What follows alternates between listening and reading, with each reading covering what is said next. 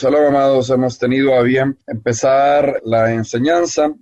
He tenido un tema que di hace poco en nuestra comunidad y quería también compartirlo con ustedes y luego también compartirlo con más personas acerca de algo que ha pasado en los últimos años, una escuela de pensamiento, un movimiento de hecho, que ha traído confusión a varios creyentes de origen no judío y que es particularmente popular en nuestra orbe latinoamericana, más que todo. Es un movimiento que no tiene mucho pegue en Europa ni en otros lugares, sino que es particularmente apetecible para latinoamericanos y también en Estados Unidos. Hablo del movimiento de las dos casas o el movimiento efraimista o efraimista, como se le suele llamar por su énfasis en las 10 tribus, así llamadas las 10 tribus perdidas de Israel,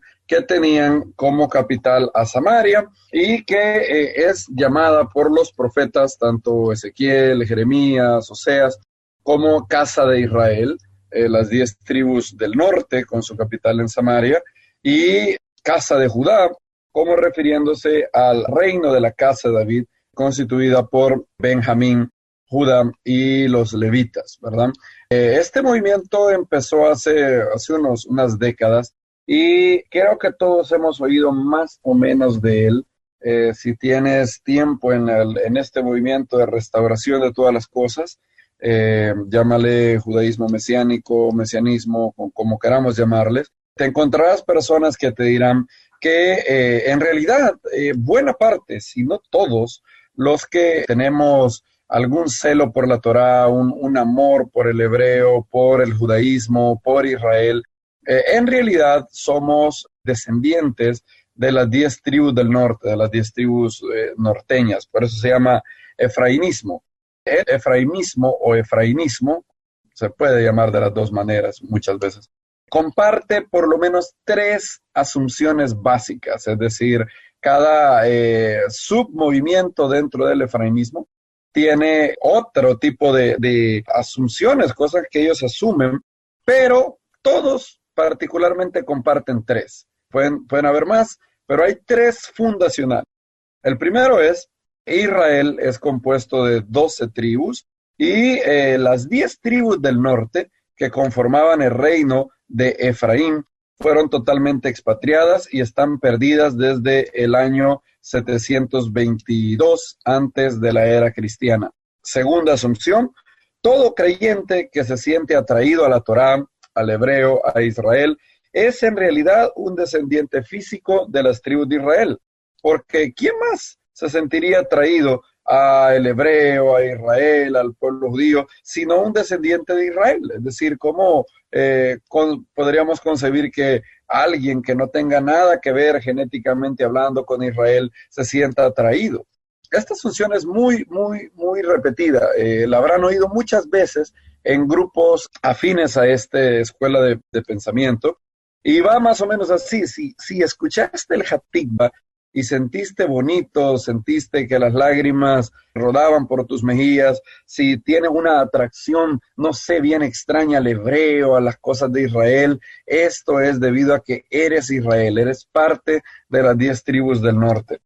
La tercera cosa que se asume en el efrainismo es que de hecho Yeshua, el Mesías, vino a Efraín, a la casa de Israel. Él dijo en 2 ocasiones que él había sido enviado a las ovejas perdidas de la casa de Israel. Y esas ovejas perdidas de la casa de Israel no son Judá, sino que son Efraín, porque casa de Israel es un término que en la Biblia siempre significa las 10 tribus del norte. Entonces, según ellos, según los efraimitas, no es a Judá a quien él fue enviado, porque Judá lo aceptará después. Incluso van a escuchar una interpretación de la parábola del hijo pródigo, donde en realidad el hijo pródigo es Efraín, son las 10 tribus del norte, y Judá es el hermano mayor que nunca se fue y que entrará después a la casa. Es decir, tú ve con el padre, no vayas a Judá, ve al padre. Luego el padre se encargará de que Judá también entre. Es una enseñanza muy común. No sé si Jim Stalin, no estoy seguro, si la popularizó, pero por lo menos hasta donde yo recuerde, también está en el libro Raíces Hebreas del Cristianismo de el doctor Dam. Y a pesar de que él no es un efraínita, él también enseñó esto. Y es algo que se enseña en el efrainismo. Se tiende a pensar que la parábola no solamente es una parábola de hablar de un pecador perdido en contraposición a un justo, sino que también hay una alegoría implícita en la parábola. Esto es que el hijo pródigo es Efraín, las 10 tribus, y tú no tienes que ir a Judá, sino que tienes que ir a tu padre, lo cual me lleva a la cuarta cosa que algunos asumen. Las 3 primeras son factor común en todos los movimientos efraínitas. La cuarta es una que también es popular, aunque no está con la misma fuerza que las otras 3. Y esto es, todo lo que tiene que ver con el judaísmo es Judá. Efraín no necesariamente debe someterse a las costumbres de Judá, no tiene que buscar un endose o aprobación de parte de Judá, sino que Efraín tiene que cumplir la Torá a la manera de ellos, ¿verdad? A la manera efraínita, y no a la manera de el pueblo judío. La pregunta, y las preguntas que debemos de hacernos ¿es esto cierto? ¿Es todo esto cierto? Hoy, en esta reunión, vamos a alcanzar a ver las primeras 2.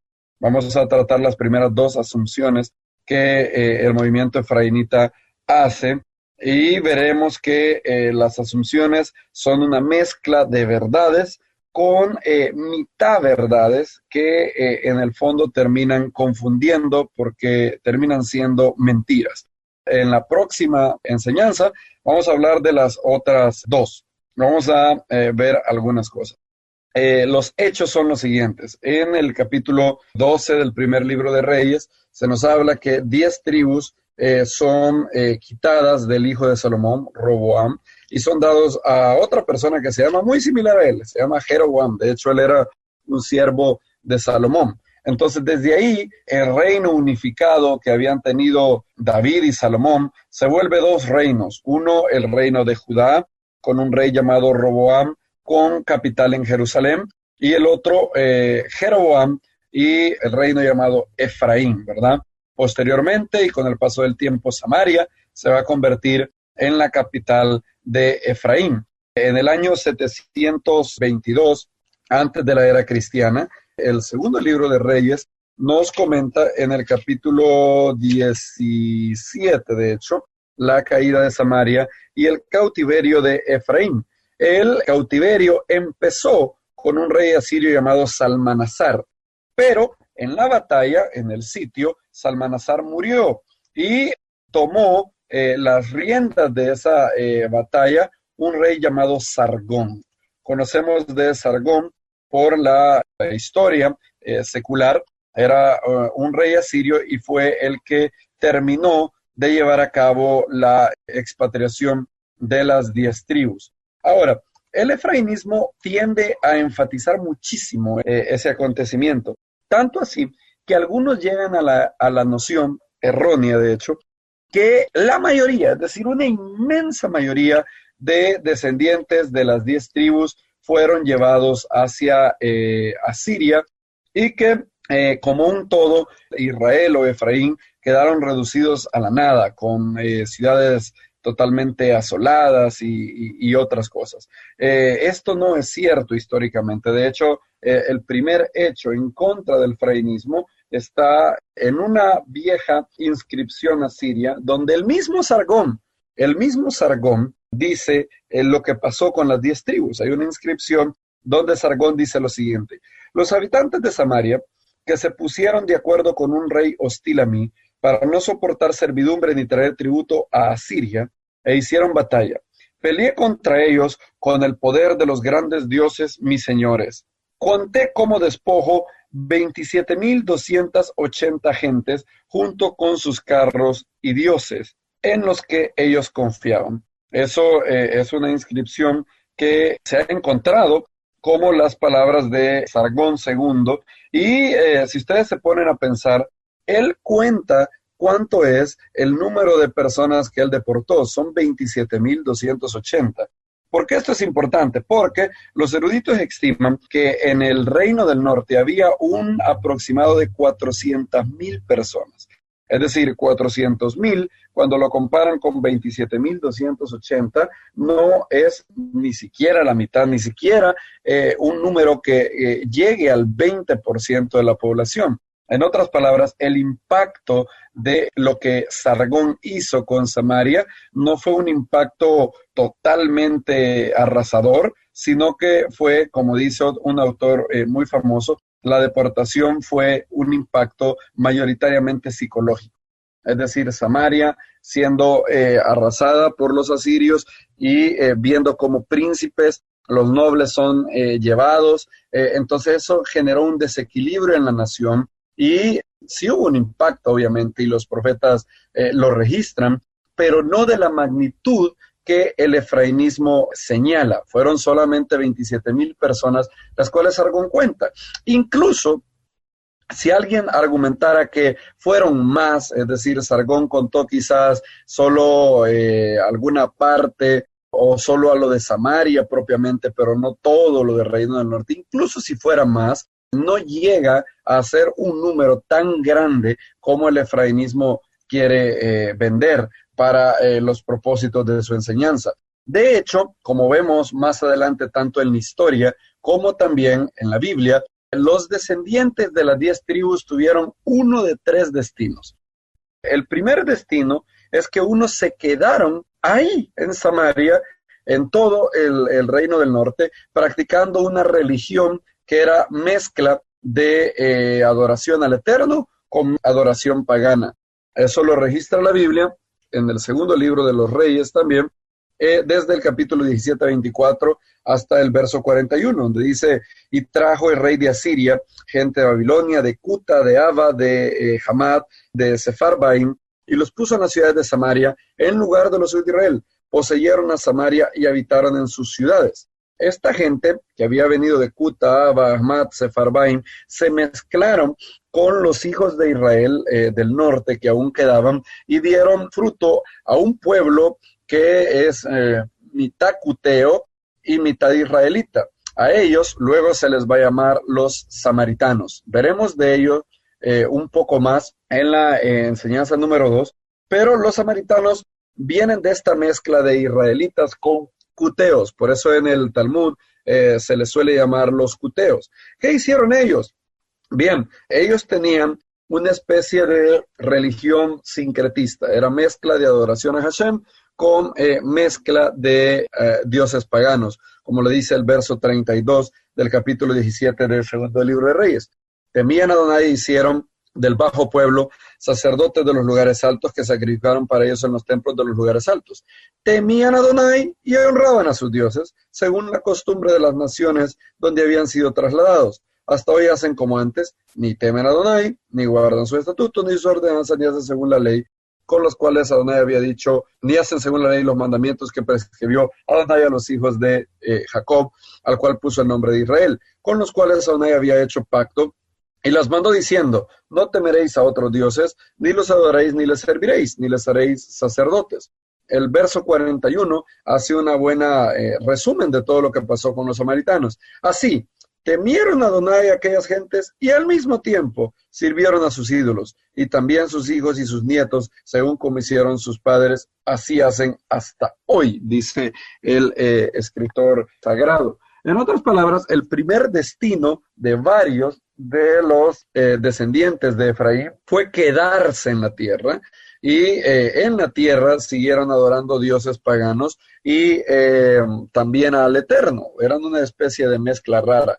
Estos samaritanos son los mismos que luego causan problemas a Nehemías. Si se recuerdan el libro de Nehemías, cuando él quiere restablecer las murallas, es Sanbalat y otros samaritanos y árabes, de hecho, que quieren detener a toda costa lo que el pueblo judío va a hacer. Como veremos en la enseñanza siguiente, los samaritanos siempre estaban causando problemas al pueblo judío, y Flavio Josefo, de hecho, nos cuenta cómo eran de doble cara. Cuando las cosas iban muy bien con el pueblo judío, ellos iban y decían, hey, pero nosotros somos familia, somos familia del pueblo judío, somos descendientes de José, que en realidad es un tío para todo el pueblo judío. Pero cuando al pueblo judío le iba mal, ellos decían, no, nosotros no tenemos nada que ver con los judíos, nosotros no somos parte de ellos.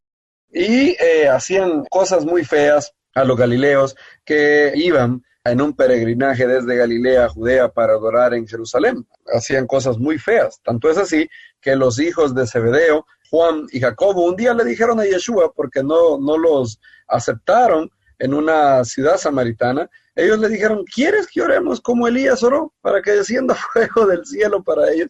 Y el maestro les dijo que no era ese el espíritu que él quería, a pesar del maltrato que habían recibido de los samaritanos por el solo hecho de ser judíos. Entonces, el primer destino de las 10 tribus del norte fue quedar en la tierra siendo idólatras, teniendo una especie de sincretismo entre Hashem y otros dioses. El segundo destino fue que obviamente están los que fueron llevados a Siria y se gentilizaron, es decir, ellos llegaron a estar en las partes de Asiria y un poco más allá de esas naciones, es decir, ahí por Uzbekistán, Siria, es donde se podrían encontrar descendientes de las 10 tribus. Muchos están sus descendientes en Asiria, Siria y partes como esa. Paradójicamente, si ustedes hablan con un efraínita moderno de Colombia, de El Salvador, de México, de Argentina, ninguno les dirá que las 10 tribus del norte están allá por Uzbekistán. Todos van a decir que están en las congregaciones de ellos y no en el lugar geográfico del cual se tiene registro a donde fueron expatriados. Y el tercer destino de una buena parte, no poco, sino una muy buena parte, de descendientes de las 10 tribus del norte es que ellos no se asimilaron entre los gentiles, sino que se asimilaron entre el pueblo judío. Es decir, varios descendientes de las 10 tribus del norte, miles, están ahora en el pueblo judío. Vemos mucha evidencia de esto. Por ejemplo, en el primer libro de Reyes, en el mismo primer libro de Reyes, capítulo 12, se nos informa de hijos de Israel. En este contexto, hijos de Israel habla de las 10 tribus, porque se habla en contraposición a hijos de Judá. Y se dice en el capítulo, el primer libro de Reyes 12, 17, pero reinó Roboam sobre los hijos de Israel que moraban en las ciudades de Judá. Y también se nos dice que hay varios de los hijos de Israel, esto es de los efraínitas o descendientes de las 10 tribus del norte, que luego emigraron a ciudades de Judá debido a que no estaban dispuestos a participar en la idolatría de Jeroboam, quien puso becerros y luego instituyó una fiesta en sustitución a Sucot en el mes octavo, que dice el escritor sagrado, el mes que había, a los 15 días del mes octavo, el mes que él había inventado de su propio corazón. Entonces, hay varios de los hijos de Israel que siguen estando en Judá y hasta un tiempo mucho después, de hecho, en los tiempos de Ezequías, estamos hablando aquí de, más de unos cientos de años. Ezequías, de hecho, celebra una Pascua, una Pesach, y él manda una invitación a los hijos de Israel, a los descendientes de las 10 tribus que aún quedaban en todas esas ciudades. Si ustedes leen en el segundo libro de Crónicas, capítulo 30, del 5 en adelante, dice, y determinaron hacer pasar pregón por todo Israel, desde Beersheba hasta Dan, para que viniesen a celebrar la Pesach a Adonai, Dios de Israel, en Jerusalén, porque mucho tiempo no la habían celebrado al modo que fue escrito. Fueron pues correos con cartas de mano de rey y de sus príncipes por todo Israel y Judá. Noten que esto es mucho tiempo después de lo acontecido con Sargón, mucho tiempo después del exilio de las 27,000 personas que él nos cuenta y que también el escritor de Reyes nos cuenta. Pero aún quedaban muchas personas en el territorio de Samaria y de Efraín, como el rey lo había mandado, y decían, hijos de Israel, volveos a Adonai, el Dios de Abraham, de Isaac y de Israel, y él se volverá al remanente que ha quedado de la mano de los reyes de Asiria. Y está claro, ¿verdad? Hay un remanente que ha quedado en la tierra. Y dice, no seáis como vuestros padres y como vuestros hermanos que se rebelaron contra Adonai, el Dios de sus padres, y él los entregó a desolación, como vosotros veis. No endurezcáis pues ahora vuestra cerviz, como vuestros padres. Someteos a Adonai y venid a su santuario, el cual él ha santificado para siempre. Servid a Adonai vuestro Dios, y el ardor de su ira se apartará de vosotros, porque si os volvéis a Adonai, vuestros hermanos y vuestros hijos hallarán misericordia delante de los que los tienen cautivos y volverán a esta tierra, porque Adonai vuestro Dios es clemente, misericordioso, y no apartará de vosotros su rostro si vosotros os volvéis a él. Pasaron pues los correos de ciudad en ciudad por la tierra de Efraín y Manasés hasta Zebulón, mas se reían y se burlaban de ellos. Con todo eso, algunos hombres de Aser, de Manasés y de Zebulón se humillaron y vinieron a Jerusalén. En Judá también estuvo la mano de Dios para darles un solo corazón para cumplir el mensaje del rey y de los príncipes conforme a la palabra de Adonai.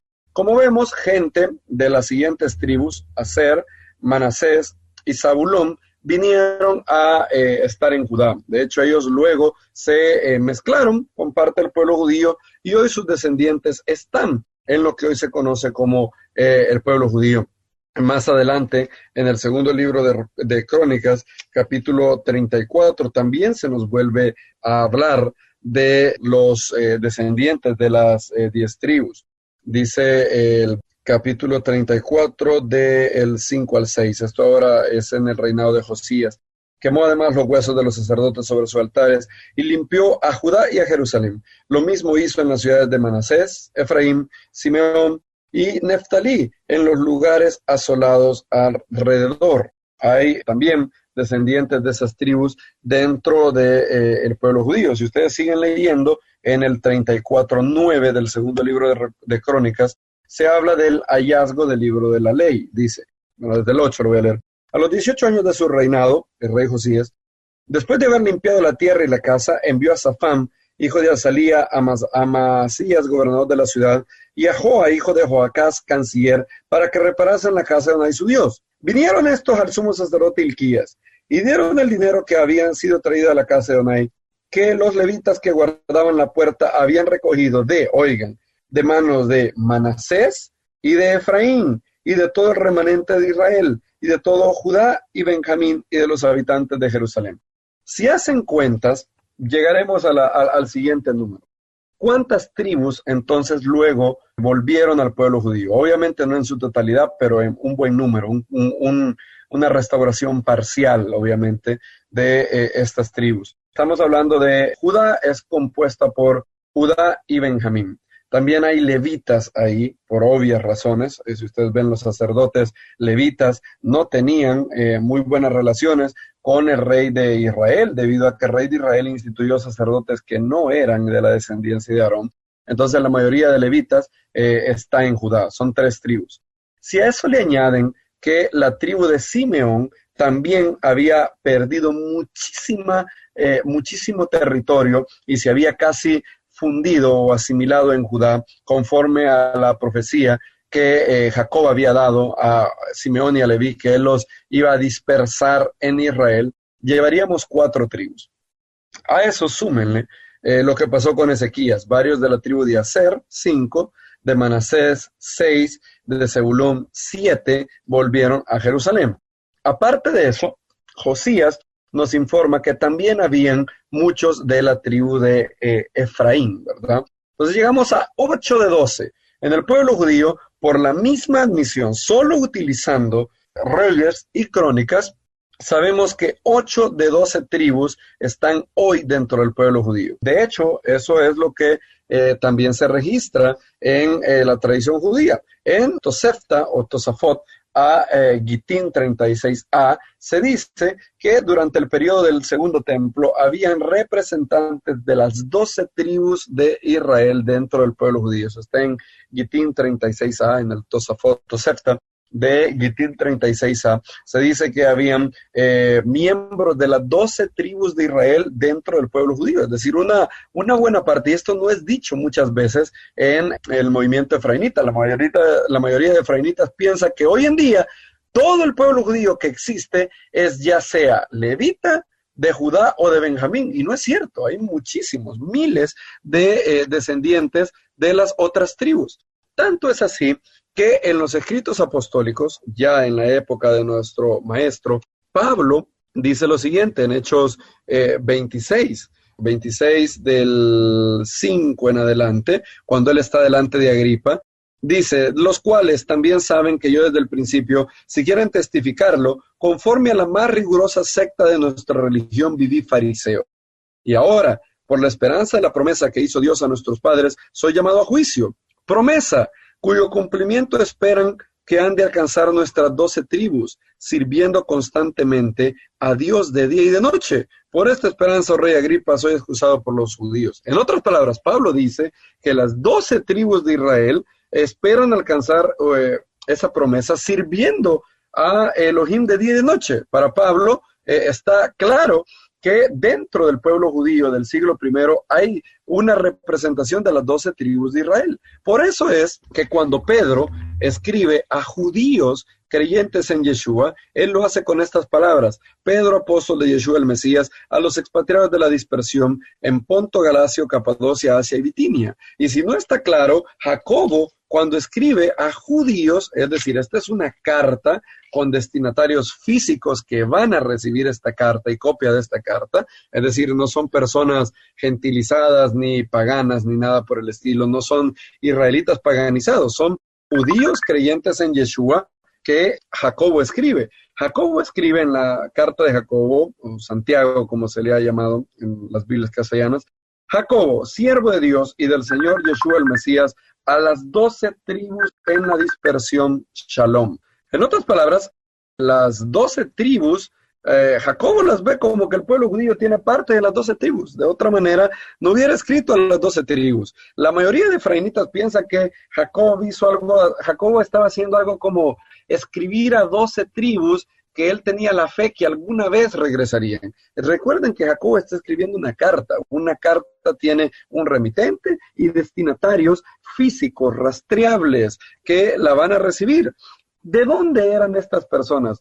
¿A quién está escribiendo Jacobo? Jacobo está escribiendo a judíos creyentes en Yeshua que habían llevado la fe en Yeshua a las comunidades judías en todos los lugares que ellos vivían. Estos son parte de todos los judíos que habitaban en Mesopotamia, Persia, que leemos en Hechos 2. En Hechos capítulo 2 leemos que habían judíos de todas las partes, partos, medos, elamitas, los que moramos en Mesopotamia, Judea, Capadocia, Ponto y Asia, en Frigia y Panfilia. Recuerden, la palabra Capadocia y Ponto son precisamente a esas regiones donde Pedro escribe, en el Ponto, Galacia. ¿Quiénes son las tribus que están en Galacia? Bien, en Galacia estamos hablando de Antioquía de Pisidia y todas las otras sinagogas que Pablo visitó en Hechos 13, 14 y 15.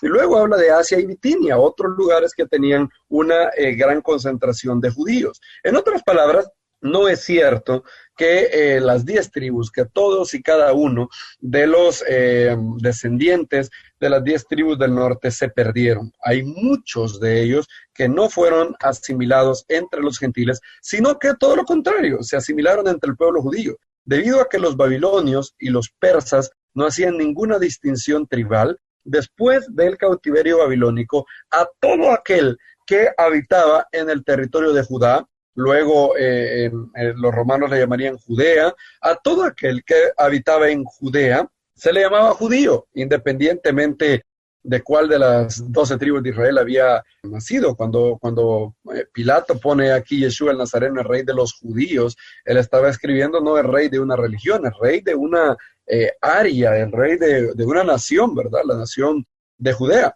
Entonces la mayoría, bueno, no la mayoría, sino buena parte de las 12 tribus de Israel están en Judea entre los judíos en el siglo I.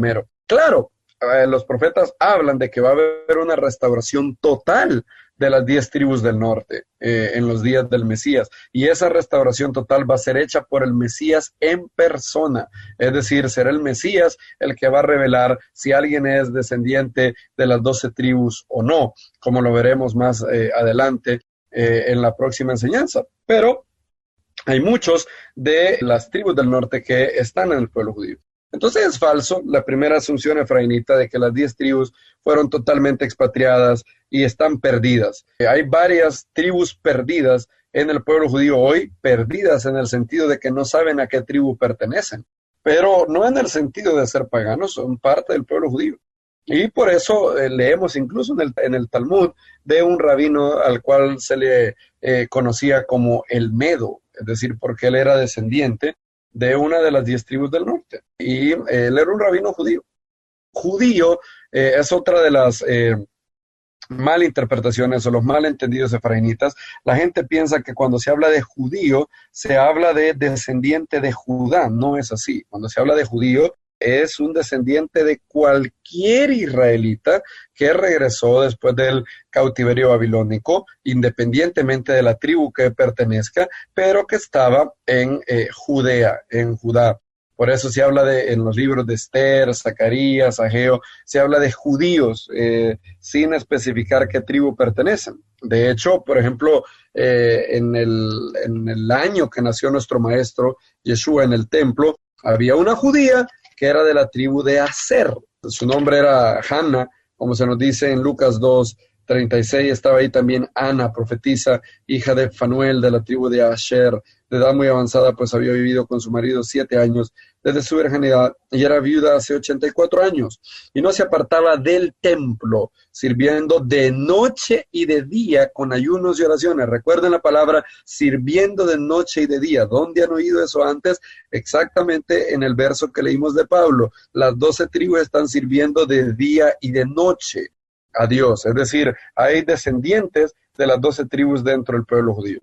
Entonces, la primera asunción del efrainismo es falsa. ¿Qué tal la segunda? Todo aquel creyente que siente atraído a la Torá, el hebreo Israel, es en realidad un descendiente físico de las tribus de Israel. ¿Quién más se sentiría atraído sino un descendiente de Israel? Es decir, aquí la asunción es la siguiente, y esto es algo que apela mucho a las emociones. Por eso es que el efrainismo tiene mucho pegue en naciones latinoamericanas, donde hay un gran número de personas que tienen problemas de autoestima o de identidad.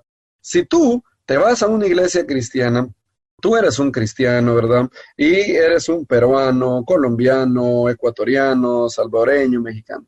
Pero si un día visitas una comunidad de las 2 casas del movimiento efraínita, te van a decir, ¿qué te atrajo aquí? Y tú dirás algo como que, no sé, un día vi un chofar, y yo dije, ¿de dónde es eso? ¿Qué es ese cuerno raro? Y me dijeron que es algo del pueblo judío, luego empecé a leer, y yo no sé por qué, luego me pusieron el himno de Israel, el Hatikva, y cuando cantaban, Hatikva Bashnot Alpaim, yo no sé por qué empezaron a salir lágrimas de mis ojos.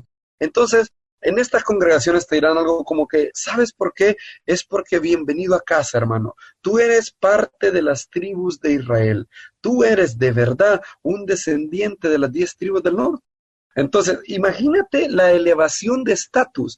Dejas de ser el descendiente de una mezcla de españoles e indios precolombinos, que podrían ser toltecas, aztecas, pipiles, incas, y ahora te convertiste en nada más y nada menos que un descendiente físico de Abraham, Isaac y Jacob.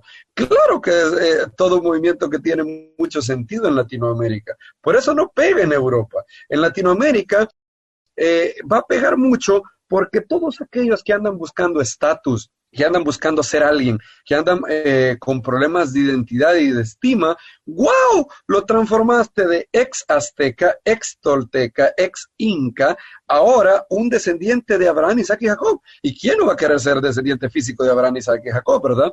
Entonces, este argumento se explota muchísimo en el efrainismo, muchísimo. Y la asunción es, si sientes algo bonito, si sientes una atracción al pueblo judío, a la Torá, a Israel, al hebreo, es porque en realidad eres parte de las 10 tribus del norte. ¿Es cierto eso? Es totalmente falso. No necesariamente si sientes una atracción hacia la Torá, hacia el hebreo, hacia Israel, hacia el Dios de Israel, eres descendiente de Israel. lo podemos comprobar bíblicamente, muchas referencias pueden ser dadas. Por ejemplo, la más famosa, el primer libro de Reyes, dice lo siguiente. Primer libro de Reyes, capítulo 8. Aquí Salomón está dedicando el templo. Salomón está dedicando el templo y las 12 tribus de Israel están aquí. Es decir, cuando esto pasa, no ha habido nada de la expatriación de las 10 tribus del norte. Y Salomón orando, voy a esperar a que lo busquen en sus Biblias porque es un verso importantísimo.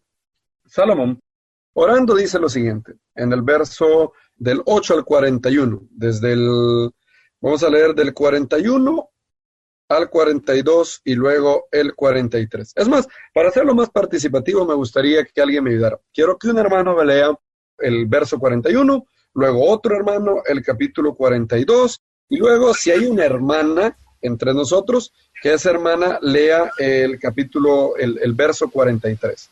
Es decir, primer libro de Reyes 8, 41, 42 y 43. Asimismo, cuando el extranjero, que no es de tu pueblo Israel, venga de una tierra lejana por causa de tu nombre. Alto ahí. ¿Oyeron eso? Un extranjero. Y por si no tienen claro qué es un extranjero, Salomón nos hace el favor de decirnos qué es un extranjero. Un extranjero que, ¿qué dice? Que no es de tu pueblo Israel. Y aquí Israel significa las 12 tribus, es decir, aquí están las 12 tribus presentes a la hora de la dedicación del templo, y Salomón dice, Hashem, asimismo, el extranjero, que no fuera de tu pueblo Israel, que viniera de lejanas tierras, no sé, quizás Colombia, quizás El Salvador, ¿verdad? A causa de tu nombre, ¿qué pasa? ¿Alguien que lee el verso 42? Pues oirán de tu gran nombre, de tu mano fuerte y de tu brazo extendido, y viniere a orar a esta casa. Ok, ¿verdad? Un extranjero se va a sentir atraído hacia el pueblo judío, hacia el pueblo de Israel, hacia el Dios de Israel, hacia el templo de Israel, hacia la Torá de Israel, no porque es descendiente de Israel. Salomón ya especificó, el extranjero que no es de tu pueblo Israel, en otras palabras, él no tiene descendencia israelita, y aún así, él no tiene ascendencia israelita, perdón, y aún así, él se va a sentir atraído. ¿Por qué causa? Ahora el verso 43 nos responde eso. Entonces, escucha tú desde los cielos, el lugar de tu santa morada, y haz conforme a todo lo que el extranjero te pida, para que todos los pueblos de la tierra puedan conocer tu nombre, para que te teman como tu pueblo Israel, y sepan que tu nombre está consagrada esta casa que he construido. Aquí tienen a un extranjero. ¿Por qué estamos citando este verso? Si se recuerdan por qué. Porque el movimiento efrainista tiene como asunción básica, es decir, es una de las herramientas más grandes para convencerte de que eres de las 10 tribus, para darte un upgrade, una mejora de raza, ¿verdad? Dejar de ser inca y mezclado con español para convertirte en israelita mezclado también. Ellos proponen que todo aquel que se sienta atraído a Israel, al pueblo judío, al Dios de Israel, al hebreo, es necesariamente un descendiente de las 10 tribus perdidas. Pues bien, es falso. Salomón dice, el extranjero que no es de tu pueblo Israel se sentirá atraído a este lugar, vendrá a orar a tu casa porque va a oír de tu gran nombre, de tu brazo extendido. En otras palabras, hay no judíos que se van a sentir atraídos a Israel, no porque son descendientes de Israel, sino debido al gran Dios, al gran Elohim de Israel. Y eso va a ser lo que los va a traer a la Torá, a el hebreo, a Israel. No necesariamente que sean descendientes de Israel. Hay un ejemplo pasmoso, de hecho, en los escritos apostólicos, si leen Lucas 7 conmigo, de otro gentil, totalmente gentil, es decir, ya más gentil no se podía hacer que este hombre, es un extranjero, así es descrito, y se sentía tan atraído a el pueblo judío que les construyó una sinagoga. Todavía estoy esperando conocer al primero de este movimiento de las 10 tribus, del efrainista, de las 2 casas, que se sienta tan atraído al hebreo que le haya construido una sinagoga al pueblo judío. Todavía estoy por conocerlo. En el verso de Lucas 7 se nos dice lo siguiente. Ahora lo voy a seguir haciendo participativo. Busquen Lucas 7 y lo vamos a leer del 1 al 5. Y voy a solicitar que 5 hermanos lean cada uno un versículo. Y vayan viendo quién es este personaje y miren si no se sentía atraído al pueblo judío. Cuando completó todas sus palabras a los oídos del pueblo, entró en Capernaum. Y el siervo de un centurión, a quien éste quería mucho, estaba enfermo y a punto de morir. A ver, hay un centurión romano. ¿Se puede ser más gentil que eso? Difícilmente. Un centurión romano. Ok, verso 3. Y al oír acerca de Yeshua, envió a él unos ancianos de los judíos a rogarle que fuera y sanara a su siervo. Ok, verso 4. ¿Alguien más? Presentándose pues ante Yeshua, le rogaban insistentemente diciendo, ¿es digno de que le concedas esto? Es digno que le concedas así. Y finalmente, ¿alguien al verso 5? Porque ama a nuestra nación y nos edificó una sinagoga. Oye, lo que hizo ese centurión. El hombre les edificó una sinagoga. Y los judíos llegan y le dicen, wow, oye, este sí, no es un gentil común y corriente, es decir, es un gentil que ama a nuestra nación. Nos edificó una sinagoga. Tanto es así que Yeshua dice, ok, perfecto. Lo siguiente, inmediatamente después dice, Yeshua fue con ellos. Y todos sabemos, ¿verdad? Lo que Yeshua dice después, bueno, voy a ir, pero el centurión dice, yo no soy digno que entres en mi casa, pero yo soy un hombre bajo autoridad y al que le digo, ve, va, y está bajo mis órdenes, di la palabra y entonces sanará. Yeshua dijo, les digo, ni en Israel he hallado tanta fe, ni en Israel, oigan, ni en Israel. Por obvias razones, el centurión no es parte de Israel, pero aún así, sin tener ascendencia judía, ascendencia de las 10 tribus del norte, el hombre amaba a las naciones. Se dice, de hecho, miren la profecía que el profeta Isaías dio sobre el hijo de David. Uno de los símbolos, uno de los signos más grandes de quién es el Mesías, es que iba a traer gentiles. En el verso de Isaías 55 se dice lo siguiente, Isaías 55, 4, dice, aquí yo lo di desde el 3, inclinad vuestro oído y venid a mí, oíd y vivirá vuestra alma, haré con vosotros pacto eterno, las misericordias firmes a David. Noten, aquí está hablando al pueblo judío, a Israel, va a haber un pacto eterno con Israel a través de David, ¿verdad? Las misericordias firmes a David. Pero no solamente va a tener en cuenta a el pueblo judío, no solamente las 12 tribus de Israel, no solamente las 10 tribus, sino también los gentiles. Dice, gentiles que no tienen descendencia, no son descendientes de Abraham. He aquí yo lo di por testigo a los pueblos, por jefe y por maestro de los gentiles o de las naciones. He aquí llamarás a gente que no conociste, gentes que no te conocieron correrán a ti por causa de Adonai tu Dios y del Santo de Israel que te ha honrado. En otras palabras, noten que aquí no estamos hablando de personas, no estamos hablando ahí de israelitas que se perdieron y que tienen que retornar a la Torá. Estamos hablando de gentes que no te conocieron, gentes que no habían oído de el Eterno, por causa del Mesías, por causa de Hashem, serían atraídos. Es decir, no necesitas tener sangre israelita, no necesitas tener ascendencia de alguna de las 10 tribus del norte, para sentirte atraído a el pueblo judío. Es Hashem el que lo hace.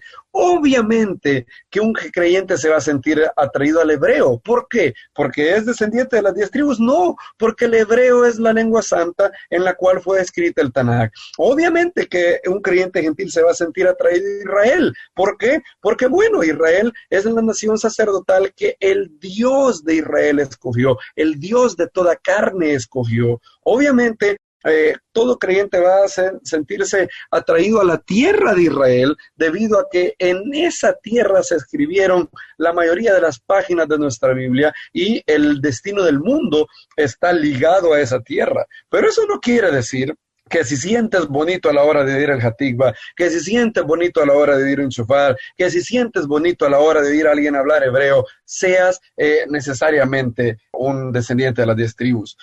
Suelo bromear mucho con esto, pero pongo un ejemplo bien paralelo. No sé si ustedes alguna vez han oído la canción God Bless America. Es una canción popular de los Estados Unidos, es muy bonita. God Bless America se canta en cada momento en eventos deportivos y es una canción muy bonita.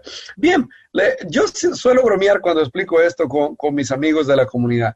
Yo siento bonito cuando oigo el God Bless America. Imagínense que alguien siente bonito al oír el God Bless America. Siente una gran atracción hacia la bandera de los Estados Unidos. Es más, también le gusta el inglés. Cuando oye música en inglés se siente atraído. ¿Lo hace eso norteamericano? En lo más mínimo. Es decir, puedes sentirte atraído, puedes hablar inglés, puedes sentirte atraído a la bandera norteamericana, pero a menos de que tu papá y tu mamá sean norteamericanos o una autoridad competente te haya dado la ciudadanía norteamericana, tú no eres estadounidense. Así de fácil. Convertirse a Israel no es convertirse a una religión. Aquel que se convierte al pueblo judío tiene que hacerlo bajo autoridades respetadas y avaladas por el pueblo judío. Éxodo 12 dice que si hay un extranjero que quiere ser parte del pueblo judío, quiere celebrar Pesach, bueno, tiene que circuncidarse y vendrá a ser como uno de vuestra nación. El pueblo judío no es únicamente una religión, es un pueblo, es un grupo social, es una nación, y como tal, para ser parte del pueblo judío, no es solamente una conversión teológicamente hablando, es algo que tienes que convertirte con autoridades que te reciban en el pueblo. Por eso, a pesar de que Ruth dijo, tu pueblo será mi pueblo, tu Dios será mi Dios, Ruth seguía siendo una extranjera. ¿Cuándo fue que ella fue recibida y fue parte del pueblo de Israel? Hasta que 10 ancianos, es decir, líderes reconocidos del pueblo, le dieron la bienvenida al pueblo. Por eso Boaz llevó precisamente, si ustedes leen en Ruth, capítulo 4, Ruth 4:2 dice, entonces él tomó a 10 varones de los ancianos de la ciudad y dijo, sentaos aquí, y ellos se sentaron. Luego, si ustedes ven en el verso 11, y dijeron todos los del pueblo que estaban a la puerta, con los ancianos testigos somos, haga a la mujer que entre en tu casa como a Raquel y a Lea, las cuales edificaron la casa de Israel, tú seas ilustre en Éfrata y seas de renombre en Belén. Fue hasta ahí que Ruth deja de ser la moabita extranjera y se convierte en Ruth, la israelita. Tienes que convertirte, si alguien, para ser parte de Israel, para ser parte del pueblo judío físicamente hablando, para ser parte de la nación rastreable, identificable aquí en la tierra, que se describe como el Israel según la carne en 1 Corintios 10, cuando Pablo dice, mirad al Israel según la carne, está hablando del pueblo de Israel físicamente hablando. Para ser parte de la nación de Israel, debes convertirte, si tu madre no es judía, debes convertirte con autoridades reconocidas del pueblo judío. De lo contrario, si no es así, no eres parte del pueblo judío. Si tú eres creyente, eres parte de lo que Pablo llama el Israel de Dios. Esto es un grupo conformado por el pueblo judío más los creyentes gentiles que han sido injertados y que son copartícipe de los bienes espirituales de Israel. Romanos 15 dice que todo gentil es copartícipe de los bienes espirituales. Dice en el verso de Romanos 15:27, pero les pareció bueno y son deudores a ellos, porque si los gentiles han sido hechos participantes de sus bienes espirituales, deben también ellos ministrarles de los materiales, hablando de una ofrenda que Pablo recogió para llevar a los judíos en Jerusalén que estaban pasando por una hambruna en esos días.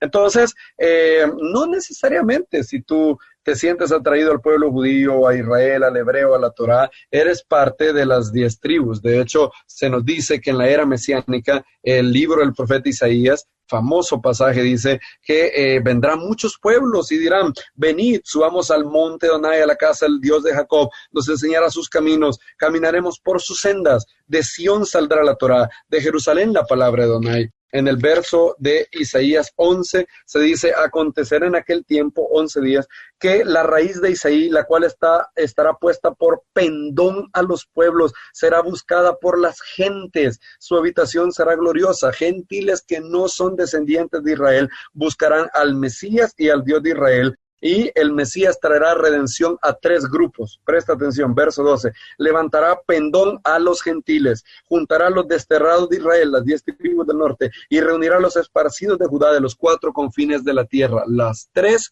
cosas son hechas por el Mesías. Si tú eres un gentil, tienes parte, porque el Mesías no vino solamente a restaurar a las 12 tribus de Israel. Claro que vino por eso, pero es algo más. El profeta Isaías en el capítulo 49 dice al Mesías, oigan lo que Hashem le dice al Mesías, poca cosa es para mí que tú seas mi siervo, para levantar las tribus de Jacob y para que restaures el remanente de Israel. También te di por la luz de las naciones, para que seas mi salvación hasta lo postrero de la tierra. Es precisamente ese verso el que Pablo cita luego en una sinagoga, donde dice, bueno, debido a que ustedes no se juzgan por dignos de la vida eterna, dice Pablo en Hechos 13:46, entonces no volvemos a los gentiles, porque así nos ha mandado el Señor, te he puesto para luz de los gentiles, a fin de que seas para salvación hasta lo último de la tierra. En otras palabras, si te sientes atraído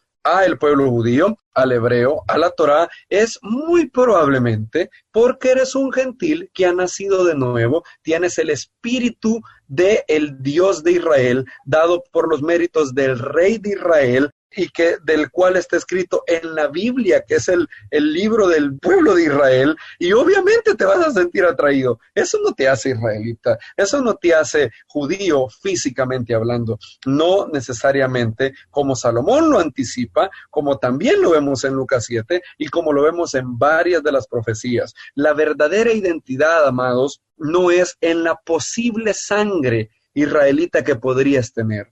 La posible, quizás mi tatarabuelo fue descendiente de las 10 tribus. Eso no es la fuente segura, la fuente confiable de tu identidad. La fuente de identidad está en la sangre del Rey de Reyes, el Rey de Israel, que derramó cada gota de su sangre para hacernos reyes y sacerdotes de cada tribu, lengua y nación.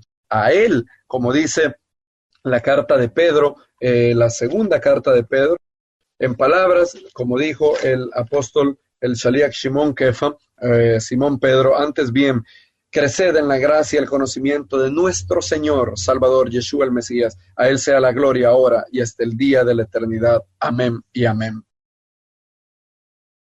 Sí, yo quisiera preguntar algo. Julio, de Chile. Dime. Mi pregunta es, aparte de esto de que ellos integran a la gente a hacerse parte de Israel, ¿en qué otras cosas ellos están como, por así decirlo, fuera de la doctrina central de la palabra? ¿En qué otras cosas más ellos están como apartados de lo que nosotros, por lo menos el mesianismo o el judaísmo en general, cree? Todo es consecuencia de eso, porque luego después, por consecuencia, ¿verdad? Si tú de verdad eres descendiente de Israel, entonces toda la Torá te aplica, ¿verdad? Debes de guardar toda la Torá. Entonces, en esas comunidades la circuncisión no es algo opcional. Tienes que circuncidarte, tienes que guardar toda la Torá. Pablo dijo, aquel que se circuncida está obligado a guardar toda la Torá. Los apóstoles, en todos los escritos apostólicos tú ves que los apóstoles enseñaron que el pueblo judío está obligado por el pacto con los antepasados a guardar toda la Torá. Sin embargo, todo gentil creyente en Yeshua, todo gentil justo, temeroso de Dios, no tiene que guardar toda la Torá, sino que tiene que guardar las leyes universales de la Torá, y si él quiere tomar sobre sí algunas de las cosas, algunas de las leyes que aplican al judío únicamente, él puede hacerlo sin ningún problema, probado que lo haga de la manera correcta. Pero eso es lo que los apóstoles enseñan, y lo que también puedes ver en las enseñanzas que dimos en Valledupar sobre Pablo desde la perspectiva judía del primer siglo para ampliar esto. Pero en el caso del efrainismo, como por lógica te enseñan, tú eres parte de las 10 tribus, entonces tienes que circuncidarse y tienes que guardar todo. Aparte de eso, como dicen que el judaísmo es Judá, van a guardar los mandamientos según ellos crean, no según la halajá judía, no según los jueces de Israel. Y entonces van a terminar siendo una piedra de tropiezo tanto para gentiles como para judíos, porque el pueblo judío los verá con tzitzit en los pantalones, los verá haciendo otras cosas que no se deben de hacer según la legislación judía, y es el pueblo judío el que tiene la autoridad dada por la Torah, escrita de hecho, en Deuteronomio 17, Deuteronomio 16, de que cuando algo sea difícil en el juicio, los jueces de Israel son los que determinan cómo se debe de guardar un mandamiento. Si cada quien, imagínate que cada quien determinara cómo se debe de guardar un mandamiento, entonces caeríamos en lo del libro de los jueces, que cada quien hacía lo que bien le parecía. Y sería un caos, sería un desorden. Mira lo que ha pasado en el protestantismo, por ejemplo, porque yo creo que está bien aplaudir. Bueno, yo no creo que está bien aplaudir, entonces me separo y hago tu iglesia. Y luego el otro dice, pero yo creo que se puede aplaudir, pero no danzar, ¿verdad? Pero el otro dice, ¿cómo no? ¿Hay que danzar? Tenemos 3 iglesias. Y así vas formando cada uno. Así como decía un cantautor español que hacía una canción. No recuerdo muy bien la letra, pero la idea era, yo fui una vez a una iglesia y en la iglesia el pastor preguntó, hermanos, ¿Adán tenía ombligo? Entonces unos dijeron, no tenía ombligo, porque el ombligo únicamente lo tienen los que vienen obviamente de un cordón umbilical, ¿verdad? Entonces Adán no podía tener ombligo. Entonces se hicieron los ombliguistas. Pero hubieron otros hermanos que dijeron, claro que tenía ombligo. El Eterno se lo puso como un detalle estético, ¿verdad? Para que Caín y Abel no anduvieran preguntando preguntas tontas. Entonces, para que no le dijeran, papi, ¿por qué tú no tienes ombligo? Entonces se hicieron, dice el cantautor español, los ombliguistas y los no ombliguistas. Y entonces la iglesia se dividió. Y entonces, como yo creía que Adán sí tenía ombligo, yo me fui con los ombliguistas. Pero, ya estando en la congregación de los ombliguistas, el otro pastor preguntó, ¿y para dónde era el ombligo? ¿Era para adentro o para afuera? Entonces unos dijeron, no, un ombligo para afuera, un ombligo saltón, se ve feo. Y Adán debió haber sido, no sé, el sello de la creación, ¿verdad? Entonces ellos eran los ombliguistas dentristas. Y entonces, pero otros dijeron, bueno, no, yo tengo el ombligo para afuera y yo tengo que ser hijo de Adán. Entonces hicieron los ombliguistas afueristas. Y otra vez la congregación se dividió, dice. Y obviamente es una parodia, es un chiste, pero te enseña de manera cómica lo que ha pasado en el cristianismo. Si en el judaísmo hubiera pasado eso, si cada quien hubiera determinado, bueno, yo creo que árbol de fruto hermoso, yo no sé, fruto hermoso es el coco, otro hubiera dicho el etrog, otro hubiera dicho la sandía, y entonces en eso el pueblo hubiera perdido cohesión, y no hubiera podido permanecer por miles de años, así como el pueblo ha permanecido. Entonces, el efraimismo tiene, desde el momento que te da una identidad falsa, empieza a botar todos los dominó que empiezan a caer. Si tienes una identidad falsa, luego viene otro problema. Tienes que aplicarle a si todo el mundo es descendiente de las 10 tribus, todo el mundo tiene que guardar la Torá, no es toda la Torá, no hay opción. Pero como vas a estar eternamente peleado con Judá, entre comillas, entonces lo empiezan a hacer como cada quien le parece. Y entonces empiezan a haber más grupos y más grupos. Y un día, uno de estos, el gran problema es que un día, como no hay una identidad sólida en ese movimiento, un día uno de ellos va a conocer a un judío. Y el judío lo va a trapear por los suelos. Y le va a enseñar, tú dices ser israelita, estás loco. Mira, ven, te voy a decir quién es israelita. Y entonces, el pobre hermano, que lo han ilusionado de que ya no es inca, ya no es tolteca, ya no es azteca, ya no es pipil, sino que es de la descendencia de Abraham, Isaac y Jacob, siente que se muere. Y muchos, de hecho, como el movimiento se basa en qué estatus según la carne tú tienes, entonces muchos, ¿qué pasa? Terminan negando a Yeshua. ¿O me equivoco? No solamente eso, yo he conocido gente que ha terminado atea. Exacto, porque lo que sucede es que cuando te tragaste unos cuantos engaños, poca gente tiene la madurez y la seriedad de decir, bueno, me tragué 1 o 2 engaños, pero no necesariamente todo es falso. Es decir, yo no voy a tirar el niño juntamente con el agua sucia, ¿verdad? No voy a tirar el pescado juntamente con las espinas. Entonces, hay cosas que me enseñaron que no eran ciertas, pero voy a ver que sí era cierto. No, hay gente que tira todo, ¿verdad? Y todo eso es consecuencia, hermano Julio, de no tener una identidad basada en los lugares celestiales que tenemos en Yeshua el Mesías. Los gentiles creyentes en Yeshua, como dice el erudito judío mesiánico, el PhD David Rudolph, son una expansión multinacional de Israel. Son una expansión dentro de las naciones de lo que implica ser Israel, sin ser parte del pueblo judío. Nota que Pablo jamás dice que los gentiles son judíos o son israelitas por la fe. Nunca vas a encontrar eso. Pablo dice que los gentiles son copartícipes, coherederos con el pueblo judío. Si eres coheredero, copartícipe, es porque está el pueblo judío y estás tú, ¿verdad? Y tú compartes algo con el pueblo judío. Shalom, shalom, mis hermanos. Tengo una pregunta ahí. Dime. Por el hermano Isaac. Es claro, cierto, lo que dices, pero me queda una inquietud para que me la ayudes a resolver, ¿no? Dime. En un dicho de Pablo, cuando él dice que si, hablando pues también de los mismos gentiles, ¿no? Que si que está en el Mashiach, ciertamente el linaje de Abraham es, ¿cierto? ¿En qué sentido lo dijo Shaul cuando él expresó esa frase?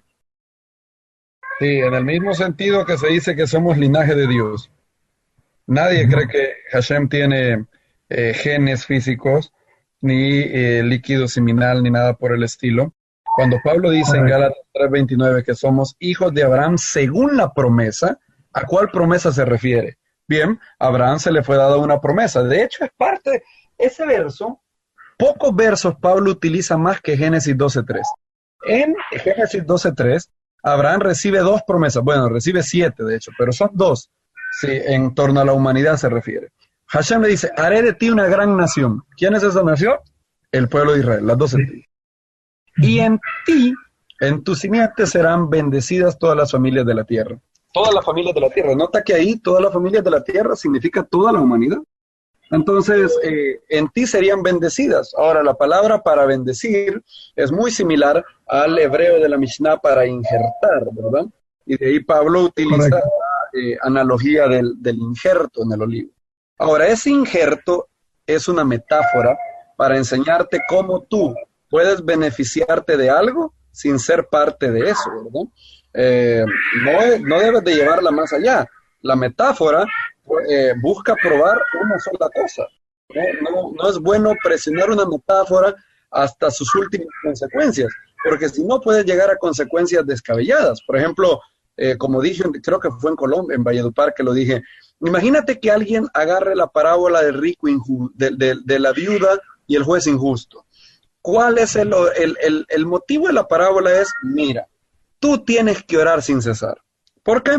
Porque si la viuda obtuvo justicia de un juez injusto que ni temía a Dios ni temía a hombre, ¿cuánto más Hashem, que es un juez justo, hará justicia a los que claman? Ese es el mensaje. Punto y final. Se acabó. No le busques más. Porque si no, imagínate que alguien dijera, ¿qué aprendemos de la parábola, hermanos? ¿Cómo se sentía el juez a las peticiones de la viuda? Se sentía molesto, ¿verdad?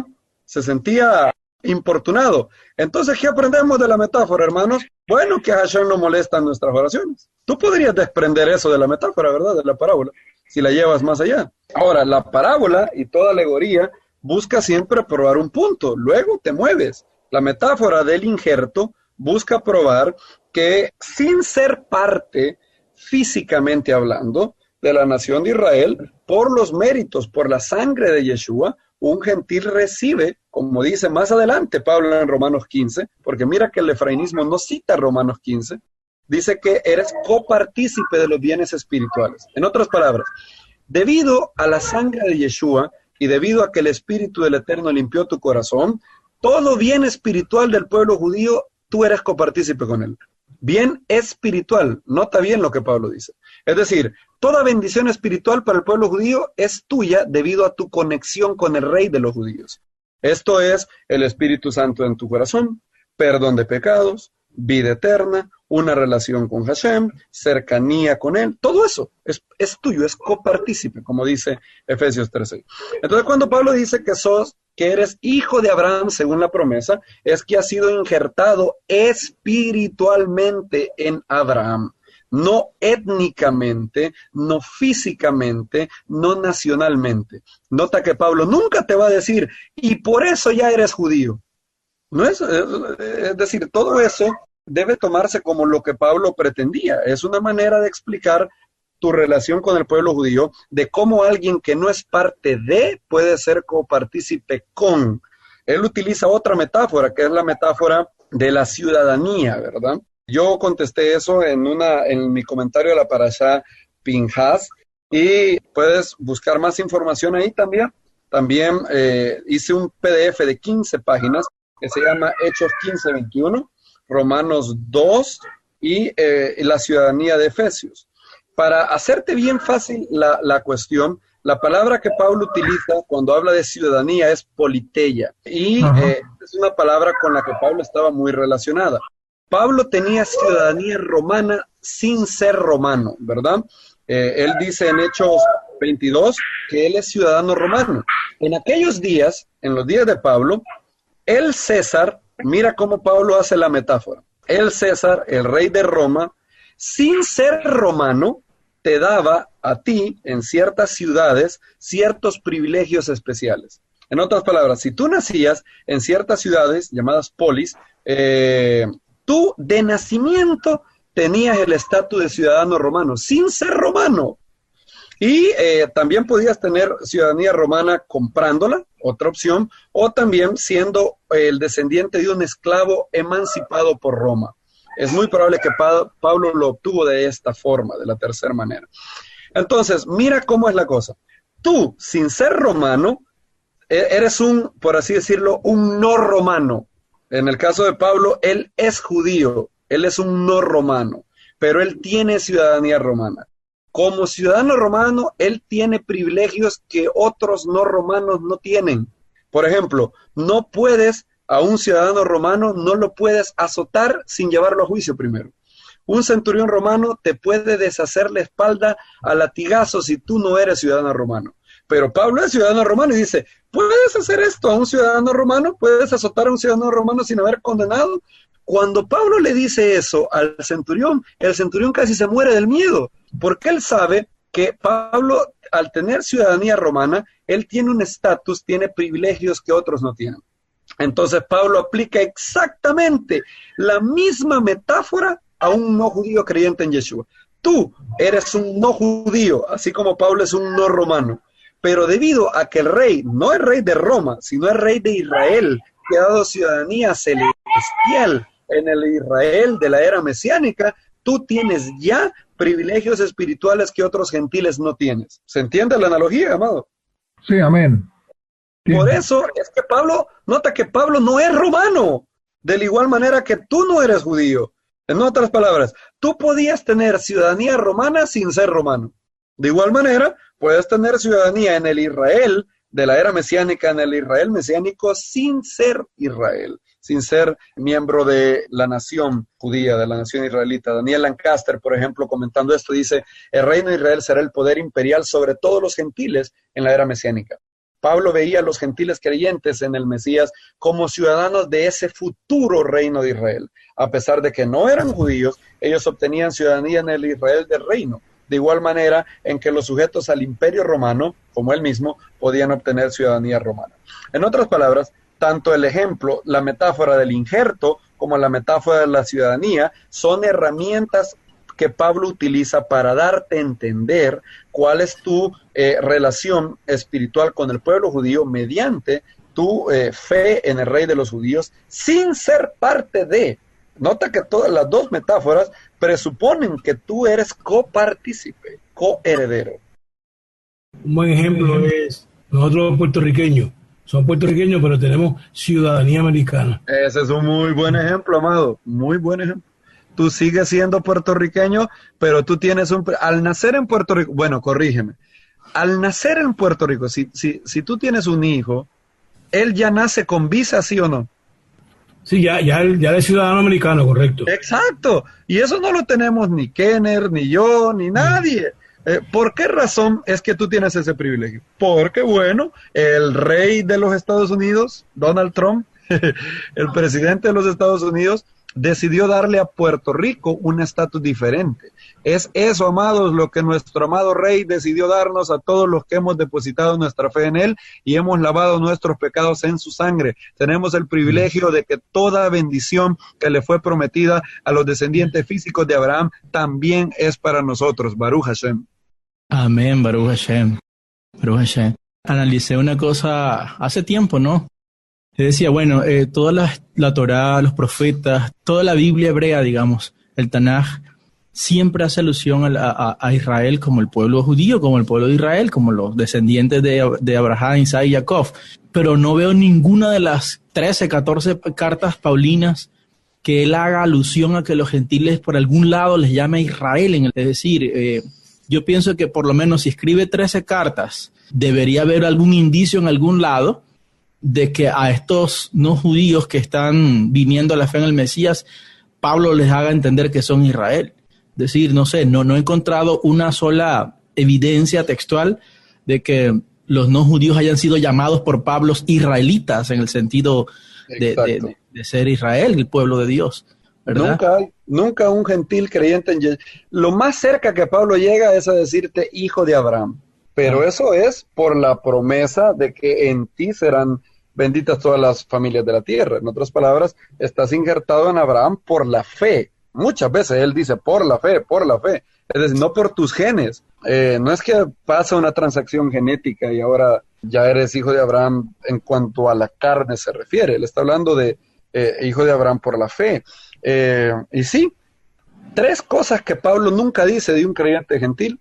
Nunca te llama judío, nunca te llama Israel y nunca te llama hijo de Israel. Lo más cerca que Pablo llega es a los del Israel de Dios.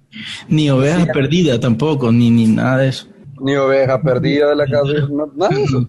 Y Israel de Dios es el pueblo judío más los gentiles creyentes. Es decir, es un Israel en los cielos, espiritualmente hablando. Se podría utilizar Israel espiritual, pero lastimosamente el cristianismo en los primeros 4 siglos utilizó eso para decir el Israel espiritual somos nosotros y el Israel del diablo son los judíos. Entonces, por eso Israel espiritual no es muy bueno. Pero se podría utilizar de no haber sido porque algunos padres de la iglesia lo utilizaron mal. Okay. Bien, la próxima semana veremos las otras 2 cosas. El maestro dijo que él había sido enviado únicamente a las ovejas perdidas de la casa de Israel. ¿Cómo entendemos eso? ¿Quiénes son esas ovejas perdidas? ¿Son las 10 tribus? ¿Qué son? Y la otra es acerca de Judá y Efraín. Oí que alguien más habló, no sé. Iba a decir algo sobre aportando al tema, ¿no? Que en estos días, estudiando sobre el nuevo hombre, el cual habla Shaul, de los 2 hizo uno nuevo y luego dice un nuevo hombre, ¿no? Que eso también ha sido muy malinterpretado y me puse a estudiar la palabra uno, ¿sí? De los 2 hizo uno, entonces se piensa ahí que ya somos todos los mismos, ¿no? Y estudiando esa palabra uno, pude entender con claridad otro aspecto en ese sentido, que fue cuando el Eterno en el principio hizo el hombre y de ahí sacó la mujer y luego el hombre se une a su mujer y los 2 serán uno, una ejad, ¿cierto? Entonces es el mismo sentido que habla Pablo ahí, que aunque los 2 vienen a ser uno, pero cada uno con rasgos diferentes y con funciones totalmente diferentes. Vienen a conformar una unidad, pero cada quien en su rol, en su función, ¿sí? En ese sentido. Entonces, igualmente sucede cuando se forma un solo pueblo de 2, cada pueblo con sus rasgos y características y cada quien en su función específica. Sí, exactamente. También Pablo dice de que ya no hay judío ni griego, mujer ni hombre, pero yo no dejé de ser hombre cuando vine al Mesías, ni las mujeres dejan de ser mujeres. Entonces, ser uno no es ser lo mismo, ¿verdad? Eso lo que Pablo quiere dar a entender ahí es que en el cuerpo del Mesías no hay discriminación, pero no quiere decir que no haya distinción. Siempre hay recuerda esa frase, distinción sin discriminación. Eso es lo que Pablo dijo. Igual, él dijo en 1 Corintios 3:7, 3:8, el que planta y el que riega son una misma cosa, hablando de Apolos y de él. Pero eso no quiere decir que Apolos y Pablo eran una suerte de humanoide que se había fusionado, es que ambos tenían un mismo sentir, eran una sola cosa espiritualmente. Yo traté este tema de la identidad, hablo de esa relación para tener clara nuestra identidad, la cual es muy superior a la identidad que hay en cualquier cosa según la carne. Estamos sentados en lugares celestiales por el Espíritu, por haber nacido de nuevo. Y no hay nada que envidiar, ya tenemos eso.